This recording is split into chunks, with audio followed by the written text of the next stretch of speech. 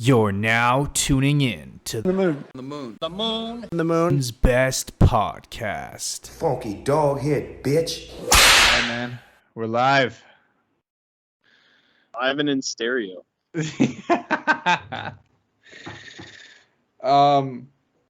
So I think I like messaged you this, but I finally did mushrooms, man.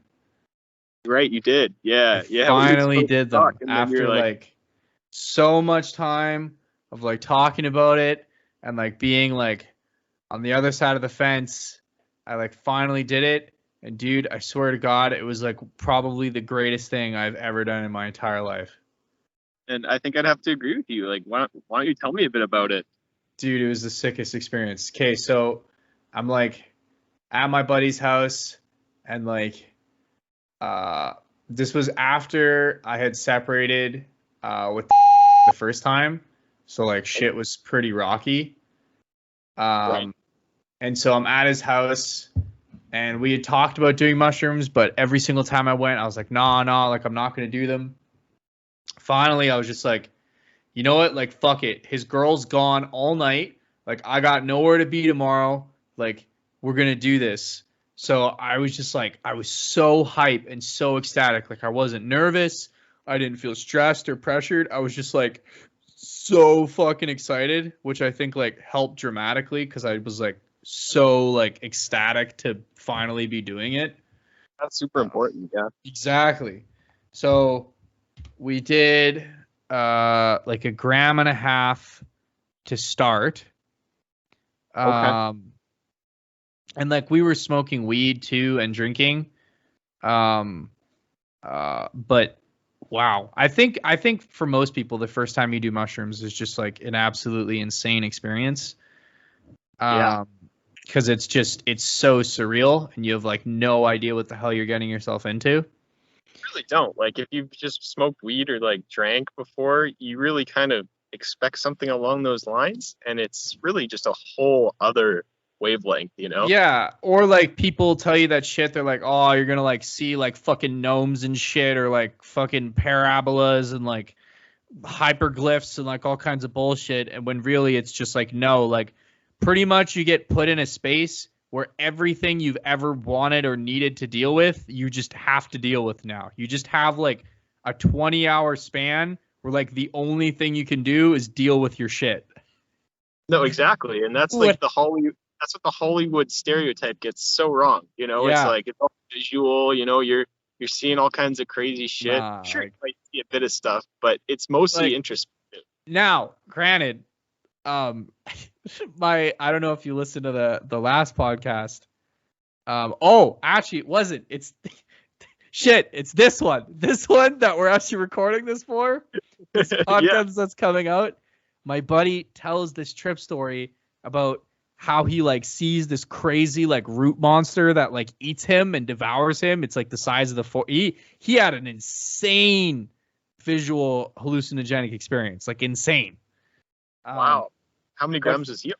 I think he did 3 all at once though. Yeah, word. So I did 1.5 grams. I got really, really high. I like had all these crazy revelations. The biggest one though is like we discovered that ADHD is monkey talk. So we started talking like apes. So I was like, we monkey do good, monkey get banana, you know, monkey do bad, no banana for monkey. And he's like, the core concepts. right. And he's like, well, what if monkey do good and monkey no get banana? And then I had to explain to him that women give false bananas and that the banana that monkey seeks isn't really the banana that women can give. Monkey has to seek the true banana. Or the banana is the dopamine and the monkey is your brain receptor. Right. You want to take it to that whole other level. And then I had like this. No, I want to hear this. No, man, I don't know where I was going with that. I was just So then I had this like whole thing where I was talking about how I just feel like a cactus in the desert. And then I started coming down. So then we took another like 1.5 grams and then some because we had like dust. And we had that with lemon juice. Yeah, it's supposed to potentiate it. and blended it up. Yeah, so that was like a whole other thing. And then I ended up having like these like I talk about it in the last podcast, some of like the like life things I like discovered, but it was unreal. But the main reason why I actually wanted to talk to you today, aside from catching up, is you have some of the best trip stories I've ever heard in my life. So I really wanted to capture some of those to share, because I've like tried to tell people some of them, but like they're insane. So All right. Well, I guess that depends on what compound you want to hear about. Okay, so the first one is the first time you did salvia. Okay. All right. Yeah. Okay. So I'm gonna give a little bit of like context just to Please. introduce this. So I was a young kid. I'm not sure how old I was. Maybe I was 15, 14, 15, 14 to 16, we'll say. I'm pretty sure I was 15. And I just got scammed online like a young, immature idiot. And I'm all bummed out. I'm walking around town, and I realize there's this abandoned like trailer house at the end of my block that I'd never noticed before somehow. Like I just thought people lived there and I never saw them home, but it was abandoned. So I go in there, and amongst a bunch of other random shit, I find a pound and a half bags of dried salvia leaf. How did you, first off, at 15, how did you know that what you found was salvia? So I guess this guy ordered it online and stashed it, forgot it. I don't know, but it said salvia divinorum on the bag. Oh man, that's awesome. So right away I Google it, and I figure out like this is some potent ass shit. But it was saying you got to extract it. So I was like, all right, no big deal. I ran like an A/B extraction on it, and I call up my buddy, and he's like, I was trying to sell it, right? And so he knows a guy that's a dealer, and so we go and meet him behind the Santa Lucia, where this guy worked in the area of. And so I was on a tolerance break a couple days, and so he loads his dank ass dealer weed into a little bubbler. And actually, sorry, no, this was before I had extracted it. So it was just the base salvia leaf. So we mixed that with a bowl of dank, and I was first up, right? I mean, I'm going to be the one. So are we in the car? Or are we behind the Santa Lucia? Okay, so yeah, we're behind the Santa Lucia. We're facing the back of the building, sitting on the curb. With a bowl of dank weed and pure salvia leaf. Yes. In the bubbler. And we had kind of just mixed it all up. So I'm not even sure like how much was in there. It was maybe like 50 weed salvia, you know? And so the guy lights it for me, and he tells me, he's like, sit down. I hear this is some potent shit. Like, and he was telling me, I'm not even sure if I'm going to be able to sell this. Like, there's not too much of a market for it. Right. But test it out anyway. See if it's any good to begin with. So I take this monstrous ass bowl, and I feel the weed hit me just immediately, right off that tolerance break. Right. I think it was like 5 minutes, and we had assumed that the salvia was just bunk. And so we stood up and we were just talking. And the next thing I know, I'm floating between different worlds just in space, and each world is a different like hypothetical outcome, like an alternate universe, and I'm just like drifting between these worlds, seeing the exact same thing but with every like minute difference. So like just literally any possibility that there was. I kind of wake up, I'm in my buddy's car, I'm all fucked up, and he pieces back the story to me. I'm out of it for probably like 30 minutes or so. Like I'm just like, I don't know what hit me. Like I just feel like I got hit by a truck. Right. And he tells me that we're standing there talking, and then out of the blue I just say, "Oh fuck." And without putting out my hands to stop myself or anything, I just face plant into the ground and he was just standing beside me. And I guess he was too baked or something, but he said like he looked over at me and he didn't catch me or anything. Like he just like that was when the salvia hit. Like you were standing there, you said, "Oh fuck," and then you were gone. Yeah, just this super delayed hit. I don't remember saying, "Oh fuck." I don't remember falling. I don't remember any of that. Yeah. And I got a hairline fracture, I think, on the right side of my jaw and dead center. You really cracked the ground. Yeah, and if I hadn't been wearing my retainer, my teeth would have been like super fucked up. Oh my god. Yeah, so I just came off braces, so. And so as you're like, so what? Did they like put you in the car like unconscious? I was like regaining consciousness as they put me in the car. I think I was kind of like drifting in and out. Like I was not 100% there. He put me in the car and we go over to his friend's house and I'm just a mess. Or his brother's house. And I'm just like, I think I tried spitting, but my mouth was like so dry and like I'm bleeding all over the place. But that was my first experience with salvia. Definitely. Holy shit, man. Yeah, that was something else. I've had trips though where I've been like sitting just in the grass and I recorded myself, but I lost the recording and I was aware that everything was made up of atoms and that so was I. And I just felt like the grass enveloped me, like the grass was eating me and I was like sinking into the ground and I just couldn't do anything about it. So it's definitely like you can have good trips, but you can also, it's not so forgiving as say something like mushrooms for sure. Right. Where you're still like semi in control. Yes. Yeah. Jeez. Okay. So last time we talked about it, you had like tried like a couple times to blast off of DMT. Right. Did you ever manage to do it? I'll tell you about the closest I ever came. So I had heard that, the way to do it was to make like a DMT pipe and you kind of vaporize it. Right. And so I tried this and I didn't have any luck. And then one day, me and my brother were like, fuck it. We'll just mix it in with a bowl of weed, right? I got like a super precise scale. So we filled up a half bowl, put the DMT in, and then topped it off with a bit more weed. Okay. And we have like 4 or 5 bowls, and we just get like a super strong DMT like vibe, right?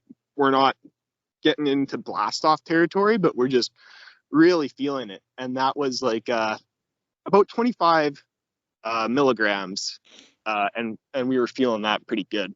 So I decide I'm gonna do 45, and so I naturally double the dose and see what happens. Yeah, of course. So I take a nice slow rip because you don't want to burn it. Right. And I remember I held it longer than I held any of the other hits that I took off the 25. And right away, the vision is indescribable.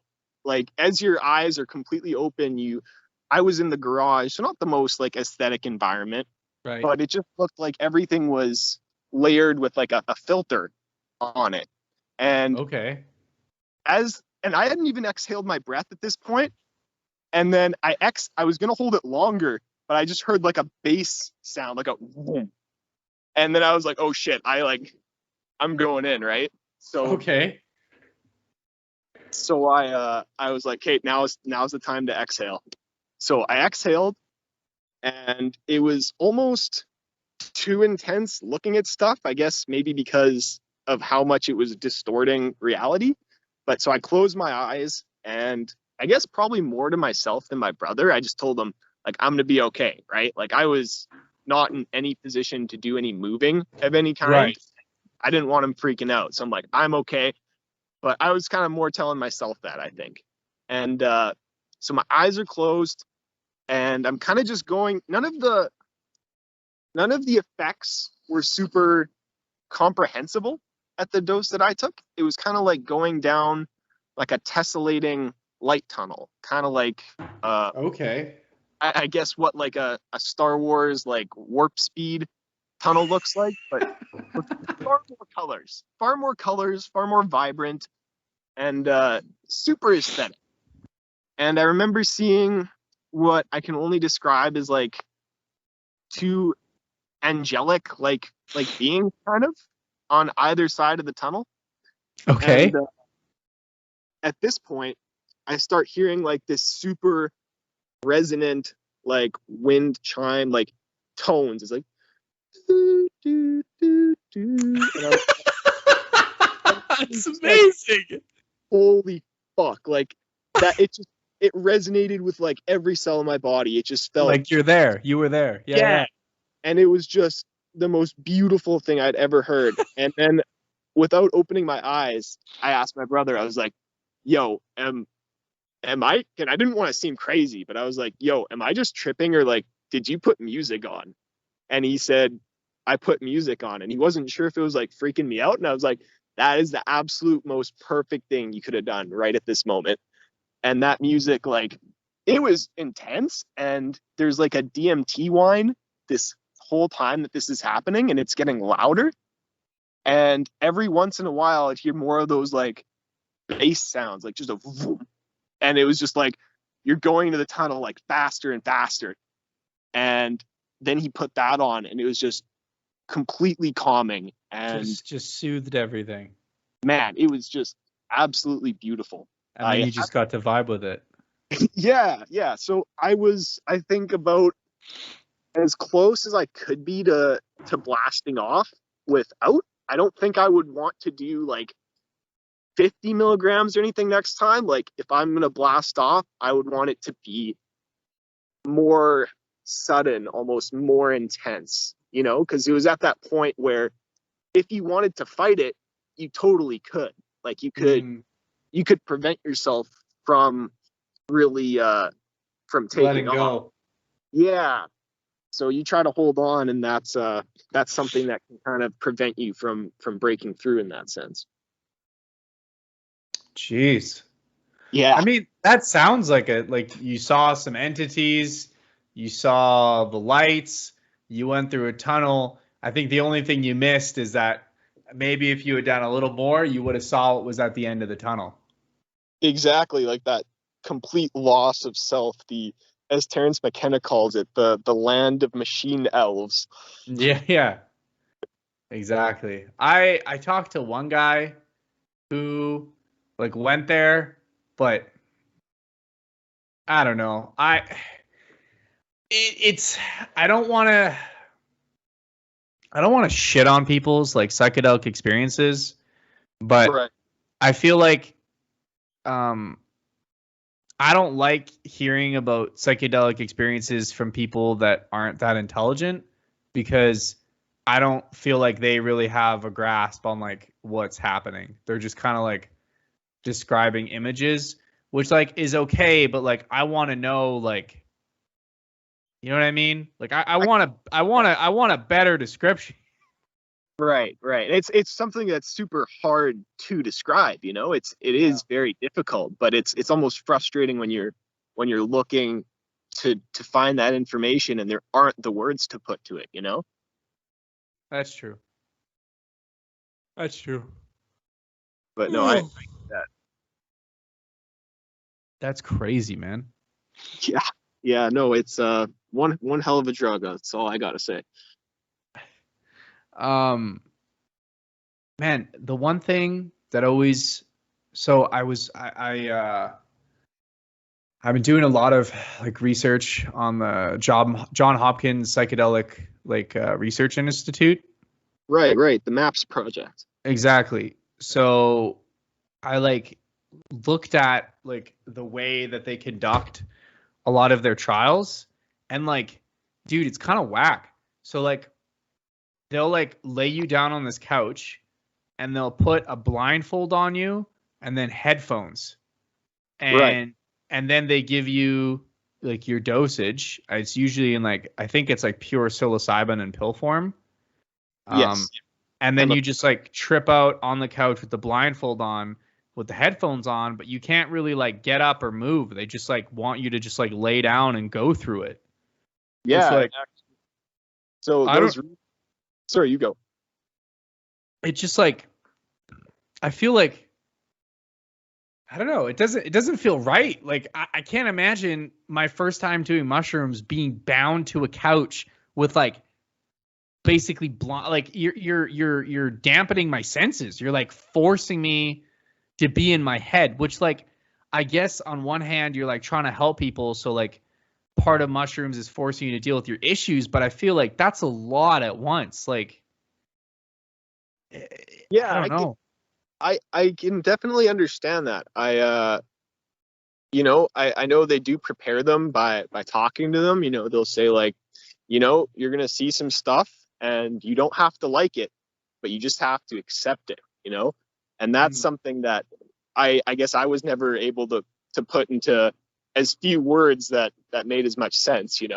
Right. Is that like, you're going to see some good stuff and some bad stuff, but ultimately it's stuff about you. So you kind of just have to accept it for the truth that it is, Mm-hmm. But I'm not sure how I would feel doing that for my first time. I know my first time, I was all over town. I was just walking around. I was listening to music. But something I've always wanted to do is to take a heroic dose, somewhere's up like north of 5 grams of mushrooms, and go to a sensory deprivation tank, where you just like, my God. so it's kind of like a bit of both, right? You can, That's a true balls out move right there. because then like your mind can construct it. Your mind has total freedom of what it constructs. And I guess that would be the mushroom showing you its most truest potential. Right. But I'm not going to say that that's not intimidating, That's so like, that's the guy. Okay. So did you ever hear about the you know who Paul Stamets is, right? My legend. Okay. My spirit animal. Okay, perfect. So obviously then you've heard the story, how he tells about how he did like something like 16 grams or something, just absolutely like an insane, like an unfathomable amount of mushrooms for his first time. And then he He had no idea what the dosages were. He got like, got a sandwich bag or something, right, and just the whole thing. And then it was like he like climbed up the tree or whatever, and there was like the whole storm. I wonder a lot, like probably like every few days I think about this, about how I think there was no tree and there was no storm. I think the man ate a bag of mushrooms, collapsed onto the ground, and then just woke up after like whatever period of time. Because that would be a twist. Right, because he said he was like all wet. That's why he thought there was a storm, but like he could have also just been like sweating profusely from his body, like being poisoned by an insane amount of psilocybin. I mean, that's what salvia is like. I can't remember my shroom trips that in that way, but like whenever I'd come to off salvia, I was just like super uncomfortable. And then as you kind of come to, you realize that like you're drenched in sweat. Yeah, right. So I wouldn't be surprised, because like the idea that you could be on that amount and not only climb a tree, but hold onto a tree during a storm. Come on. Like I questioned it a little bit when I first heard it. I think I was believe it's about his truth. I don't think he's lying. I think that's what he felt happened, but I don't think there was the tree and I don't think there was a storm. I think the man did the mushrooms, fell onto the ground, and then woke up, was like all wet, was like, oh, like I guess I like this happened, and then he just went home. So, I talking about it, it's difficult to say, honestly. I guess there's no doubt about it in my mind that it's his truth. I think I lean more on the fence, the side of the fence where it actually happened, but I mean, that is completely possible. The only reason I would, because that's what I was thinking too. I was like, this man takes like fucking over a quarter or like a half, whatever it was, of shrooms, and then he climbs the tree, right? Mhm. But I guess if I'm playing devil's advocate, if he climbed that tree soon enough, then perhaps they hadn't True. all kicked in yet. And I guess I've had a 3.5 gram trip and a 5 gram trip. And I think the 5 gram trip was just bunk mushrooms. Like, it was weaker than the 3.5 gram trip. That happens sometimes. Yeah, so I'm not sure how much that the potency varies, but Right. I could see it honestly happening either way, to be honest. I think it would be pretty hilarious if that whole shit was just his spirit trip, you know? Exactly. Yeah. What he needed to see. Exactly. I thought what was interesting about that was the way that he overcame his stutter, you know? Right. That's he famously talks about, and that's something it's so true, you know? It's so interesting. It makes sense though, because you took such a glorious amount that you probably completely reshaped the way your brain thought about anything in like a amount of few hours, because you just Well, yeah, and so mushrooms, like, they're just finding this now. He actually has a documentary of sorts on Netflix. I'm not sure if you've I seen. saw it, the Fantastic Fungi. Yeah, the That shit's amazing. neurogenesis Yeah. properties that they have. You know, they can reform neural pathways and help in neurodegenerative diseases, right? Like, Yeah, I've actually been taking lion's mane for a couple months now. So my buddy was taking these mushroom complex, and it was like a mix of like lion's mane, reishi, a bunch of different shit. Okay. And I felt a little bit of a difference, but over the I was reading a lot about how lion's mane, it's not like the most overwhelming evidence, but there was evidence that it helps promote neurogenesis and it helps with cognition and brain fog. So I've been taking 1,000 milligrams of lion's mane every day for months, probably like 4 months now. And especially maybe 5, maybe longer. I've been taking it for a while. And I've definitely found over the last 2 months, huge, significant change. I've always had such difficulty expressing my thoughts into words in like a cohesive manner that like I was comfortable with, and I didn't feel like I was wasting or not conveying intelligence. I always felt like I had trouble saying things in a way that I wanted to that didn't make me sound stupid. And in the last 2 months, man, like when I'm trying to communicate with someone, no problem. That's interesting. I genuinely feel like they have made like a significant difference on my ability to communicate.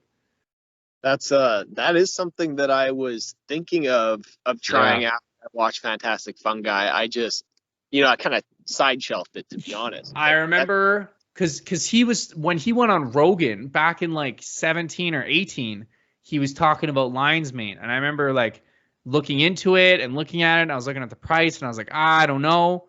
And then a couple months ago, I was like, you know what? Fuck it. I'm just gonna like buy some and try it. And man, I've been hooked. Like, I would highly it just, and maybe that's an ADHD thing, maybe that's just like an age thing, but I've genuinely found that they have like made an improvement on my ability to communicate. Well, that's super cool, and Yeah, I could man. understand why that would work. Right, so I'm a huge proponent. I definitely believe that it helped with the stutter. Like taking that amount, like, Yeah, you'd be all up in your subconscious, like man. habits you'd formed when you were like 2, you would totally reform and redevelop. Exactly. Undoubtedly. Exactly. What you were saying about the taking the mushrooms and going in the deprivation tank. Have you looked into like John C. Lilly? You know what? I can't say that I have. Okay, so he's that scientist that he like gave LSD to dolphins, and he like was like a huge proponent of deprivation tanks. he had this experiment where he filled his house with waist-high salt water, so him and his dolphin, well, one of his assistants and this dolphin could live in the house together comfortably. Holy shit. Yeah, he was a pretty crazy dude. But his big thing, one of my partner Alex, the one who I do the podcast with, Yeah. He's really big into him, and he was telling me a lot about him and how his big thing was taking acid and then going in a sleep deprivation tank, and then he would go and write about it. And he's written some crazy books, and he's actually a physician, a neuroscientist, and a psychoanalyst. And see, that's the interesting thing is you find that all of these Oh shit! So he actually developed the isolation tank. No way. Yeah. So he was like one of the people who developed the sensory deprivation tank, and his big thing was taking LSD and then going in the tanks. Well, yeah. What's interesting is, and it's been a while since I read up on this, so I'm not sure. I'm not sure on my sources, but I heard that I think it was Timothy Leary. He was saying that the 12-step program to recovering from alcohol addiction originally included acid as an undisclosed. Yes, it did. Yeah. And that, to be honest, all those other 12 steps would really just prepare you for that final step. Guess who used to hang out with Timothy Leary all the time? Inform me. John C. Lilly. That's awesome. Yeah. So in 1954, with the aim of isolating a brain from external stimulation, he devised the first isolation tank, a dark, soundproof tank of warm salt water in which subjects could float for long periods in sensory isolation.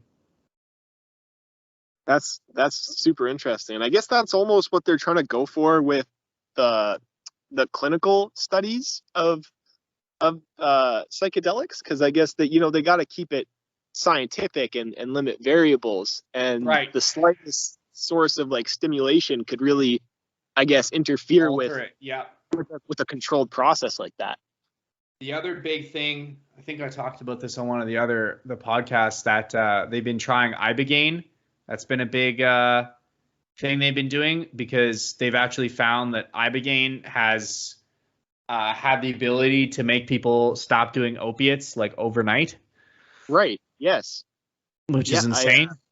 I did remember that correctly. That's what I recognized ibogaine. That was on my hit list at one point, but I'm not sure if it's all that available around here. I haven't even. I'm pretty sure you can get it. You probably have an easier time getting it in the States than you would in Canada. Okay. But I don't know what the benefit of it would be if you're not trying to get off of drugs. That's a really good reason for them to not ban it, though. Kratom was almost banned in Canada not too long ago, and that's kind of a stepping stone for opiate addicts. They'll take that, and it eases them into the path of sobriety. Yep.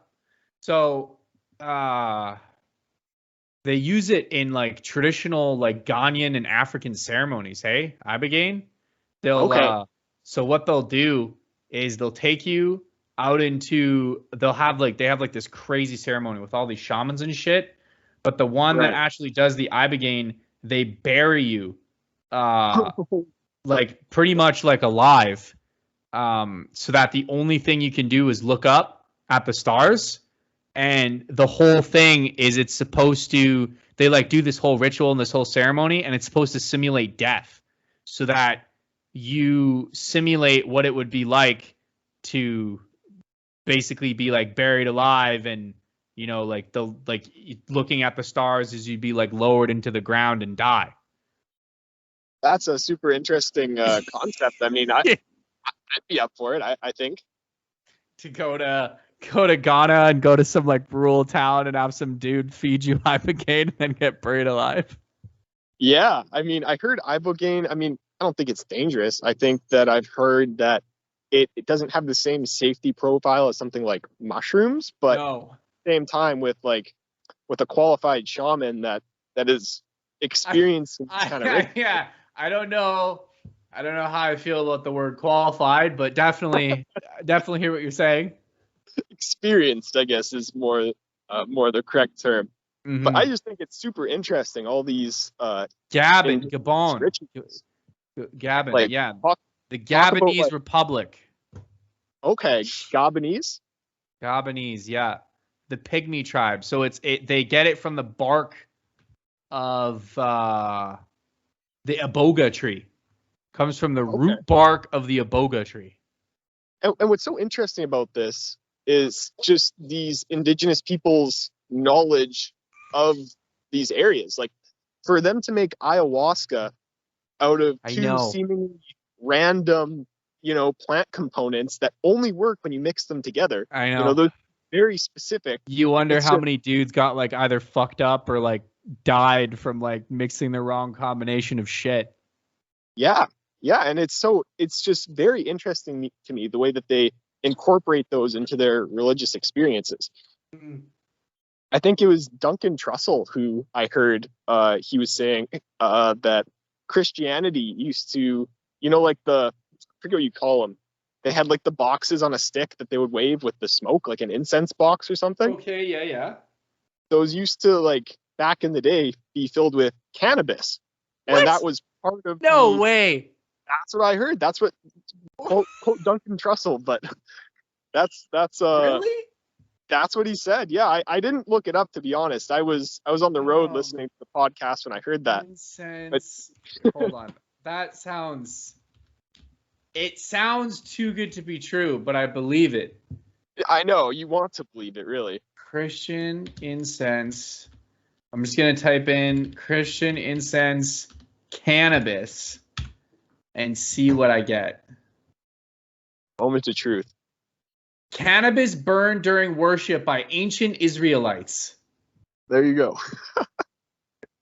Wow. Isn't that something? Researchers concluded that cannabis may have been burned in order to induce a high among worshipers.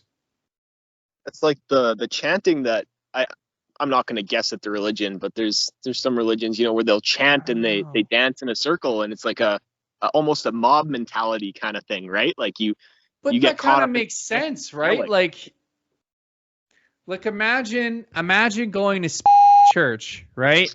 And they play all the music, and as they're playing the music and the smoke machines are going, you just get like a gentle high over you. And all of a sudden, everyone there, they're putting their hands up and they're praising, and they're just a little more relaxed, and they're just a little more happy, and they're just a little more chill. Man, that'd be sick. That would really enhance the experience. Dude, I want to like fucking hit like a fat joint and go to church now. As long as you don't get paranoid, that would be all right, He's like, yeah, dude, I love Jesus. Praise the Lord. Really get into that groove. No, for real. Yeah. Hallelujah. He's so hype. That boggles crazy. I know. But it makes sense because it wasn't really taboo. Right. And because the hemp industry was still in full swing. Yeah. And I don't even know at what point, people started saying hey, we shouldn't be using these compounds. I think it was the late 1800s, early 1900s. Around the same time that they banned alcohol and they banned cocaine, they also banned weed and all that stuff. It all happened at the same time. It was like a full sweep. Right. Yeah, it kind of just bounced from one prohibited substance to the other. Exactly, because there was all of a sudden this mentality that swept through that a lot of the sinners and the people causing problems, they're drunk or they're high or they're fucked up. And so if we take away their ability to do those things, they'll go find God and they'll behave. Whereas really all it did is it just created the illegal drug trade, and it's been in full swing ever since. right? And fueled the drug war. But yeah, I guess I always thought that, like, not for any particular reason, I guess. I just thought that it was taboo in Christianity for longer than that. But again, I have no basis for thinking that, I guess I just, yeah, it would make sense if it was far more recent than that, I can definitely imagine Jesus hitting the joint. I mean, it's of the earth. And Did Jesus hit a fat joint?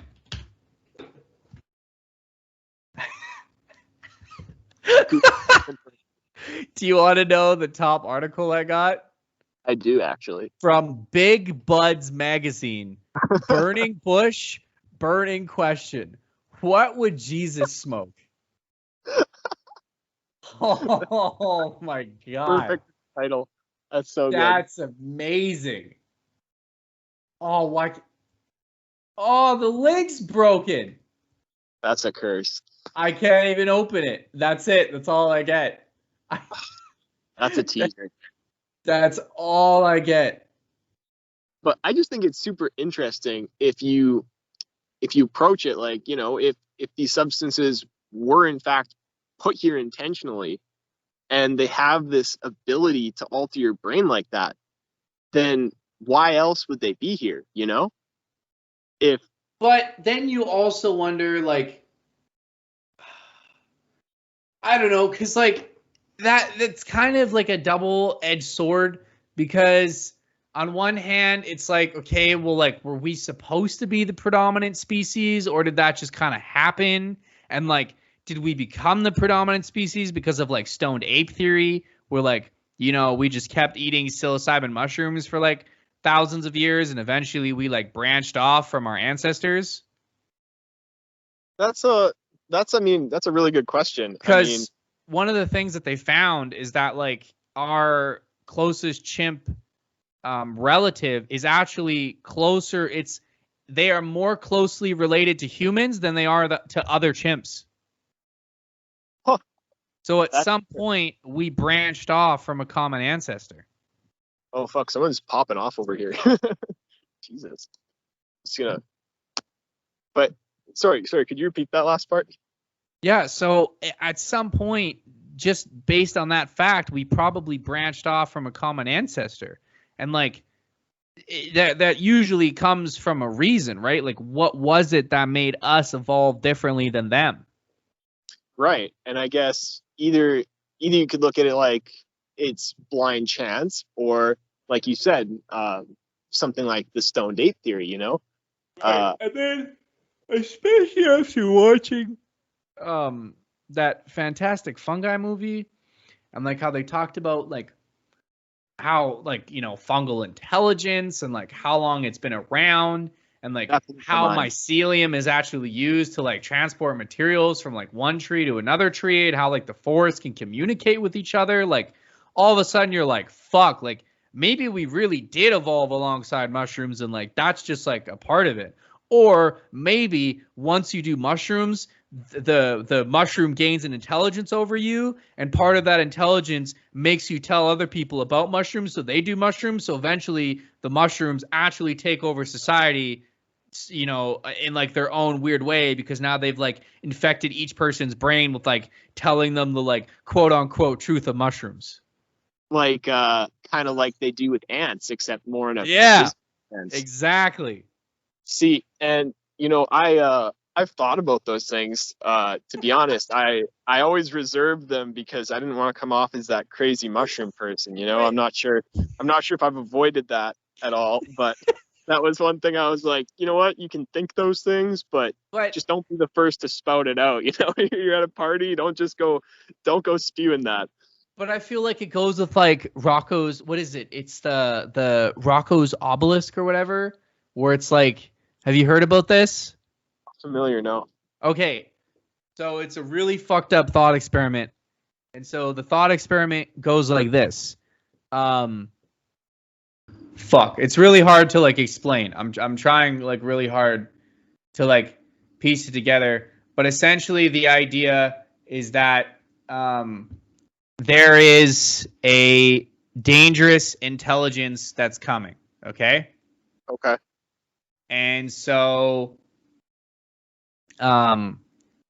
once this intelligence is created, it's going to know every person who helped it come to fruition and everyone who didn't.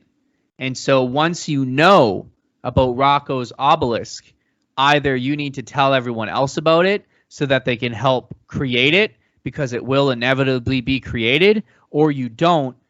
And so you knew about Rocco's obelisk, how it was supposed to be created. You deliberately didn't create it. And so now you're dooming yourself for destruction. Like a thought virus. Like a thought virus. Exactly. Because maybe it's like that. It's like a self-propagating idea. Yeah, that's crazy. Yeah. Yeah, man. Kind of wild. But yeah, I'm not sure how mushrooms necessarily fit into our evolution. Before I watched that Fantastic Fungi, really the only thing I think I knew about is I'm gonna butcher this pronunciation. The myophysial mycelium that transported nutrients between the roots. I knew about that, but just the way that like trees can identify their offspring and that shit's crazy. And like make them go farther away. That is such a mindfuck, man. And then how plants will communicate when they're in danger and they'll scream out when they're in pain. Yeah. No, that's fucked up. Yeah, and it's crazy that because of the banning of these substances, there hasn't been any legitimate like scientific info into this until like the last, 2 or 3 decades, really. Like, Paul Stamets is like, I think he admits like he's not like he's kind of an amateur in the field. That blew my mind when he went on Rogan. I was so convinced he was like a professional dude. So the moment I found out that he wasn't, I was like, what the fuck? Seriously? He's just a pioneer in that field, right? Because there's nobody else to do the job. And he found his calling, and he really, he was really able to make a lot of progress in that area. It's absolutely beautiful.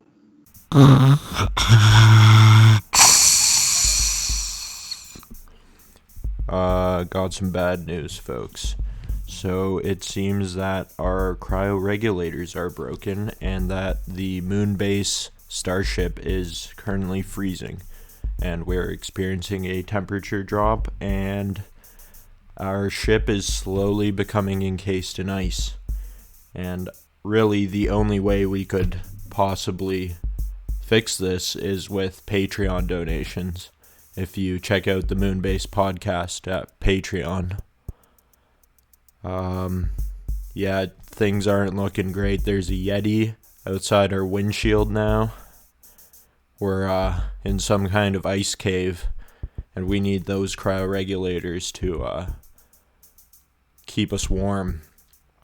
And the Yeti seems to be trying to communicate to us somehow. Seems to be making some kind of gesture. Oh, it's telling us to go fuck ourselves. And he seems angry, so should probably get this shit fixed pretty quickly. Check us out at the Moonbase at Patreon.